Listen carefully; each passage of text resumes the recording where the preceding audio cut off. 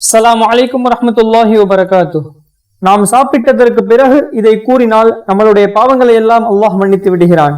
ஆச்சரியமான ஹதீஸ் கேளுங்கள். முஆத் இப்னு அனஸ் ரலியல்லாஹு அன்ஹு அவர்கள் அறிவிக்கிறார்கள், மன் அகல துஆமன் சும்ம கால், யார் உணவை சாப்பிட்டு விட்டு பிறகு அல்ஹம்துலில்லாஹில்லதி அத்அமனி ஹாத துஆம வரஸகனீஹி மின் கைரி ஹவ்லி மின்னி வலா குவத்தின், எனக்கு இந்த உணவை கொடுத்த அல்லாஹ்விற்கே அனைத்து புகழும், என்னுடைய உழைப்பினாலோ என்னுடைய திறமையினாலோ இல்லாமல் அல்லாஹ்வுடைய கிருபையினால் மட்டுமே இது எனக்கு கிடைத்திருக்கிறது என்கிற துஆவை அவர் ஓதினால் கஃபரல்லாஹு மா தகத்தம மின் தம்பி, அவர் சாப்பிடுவதற்கு முன்பு வரை செய்த அனைத்து பாவத்தையும் அல்லாஹ் மன்னித்து விடுகிறான். அல்லாஹு அக்பர். உணவின் துஆவில் அல்லாஹ் இவ்வளவு பெரிய சிறப்பை வைத்திருக்கிறான். அல்லாஹ்வை போன்ற இரக்கமுடையவன் யாரும் இல்லை.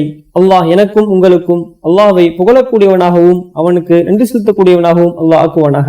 ஆமீன். அஸ்ஸலாமு அலைக்கும் வரஹ்மத்துல்லாஹி வபரகாத்துஹு.